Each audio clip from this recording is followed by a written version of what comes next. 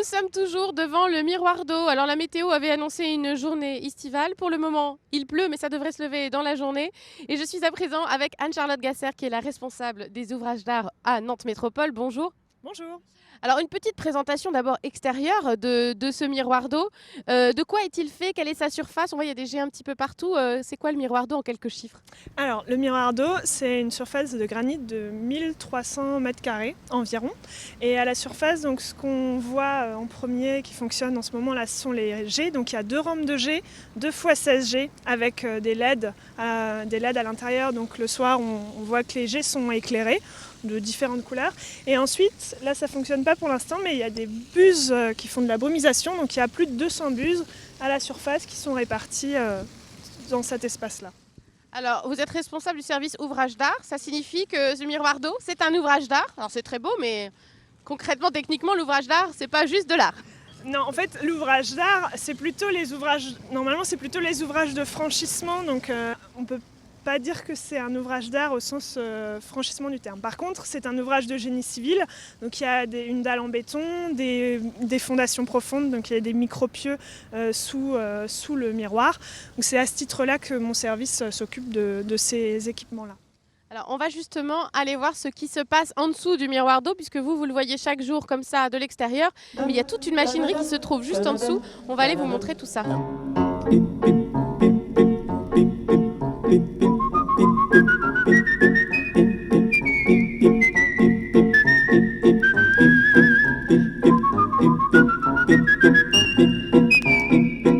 On a descendu l'échelle au péril de notre vie pour aller voir les entrailles secrètes du miroir d'eau, ce qui se cache en dessous, la machinerie, pour vous apprendre comment ça marche le miroir d'eau. Alors, qu'est-ce qu'on a derrière nous et comment fonctionne le système du miroir d'eau? Alors, en fait, derrière nous, au premier plan, les 2 grosses cuves qu'on voit là, ce sont des filtres à sable qui servent donc à filtrer l'eau et à la nettoyer. Ce sont les filtres qui sont en bout de chaîne, parce que c'est les filtres les plus fins. À l'intérieur de la bâche à eau, donc c'est ce qui est fermé là au-dessus, donc la bâche à eau, c'est là où sont stockés les 180 mètres cubes du miroir d'eau, donc qui fonctionne en circuit fermé. Il y a des filtres mécaniques plus importants, donc plus on avance dans la chaîne, plus les filtres sont fins.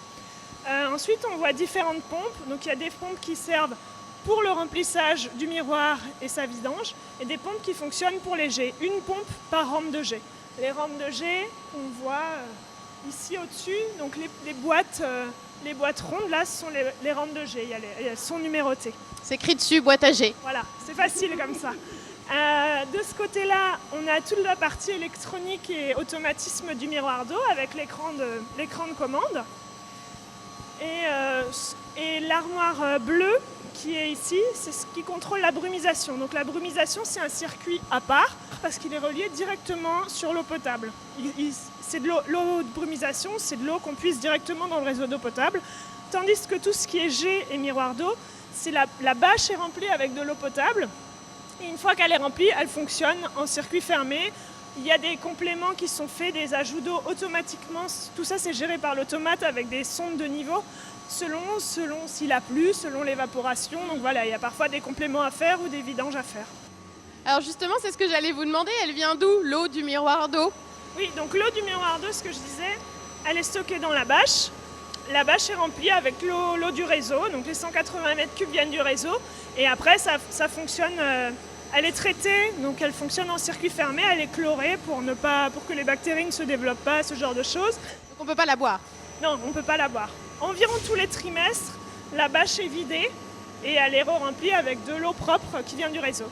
La brume, par contre, c'est de l'eau potable du réseau. À chaque fois que la brumisation fonctionne, on vient prendre de l'eau du réseau d'eau. C'est vrai qu'on pourrait se dire, il y a beaucoup d'enfants qui pataugent dans ce miroir d'eau, notamment quand il fait chaud. On pourrait se dire que c'est un sacré nid à microbes et à bactéries. C'est pas le cas?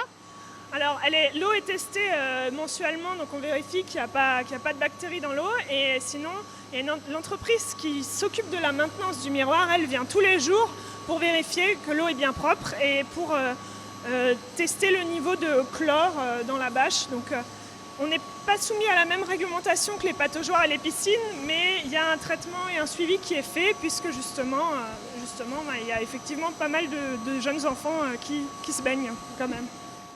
Après un an d'existence du miroir d'eau, pour vous aussi le bilan est positif, la machinerie fonctionne. On sait qu'il y a eu des petits soucis techniques évidemment au démarrage. Maintenant, vous êtes rodé. Oui, alors au démarrage, c'était surtout des soucis plus au niveau de l'automate et du logiciel.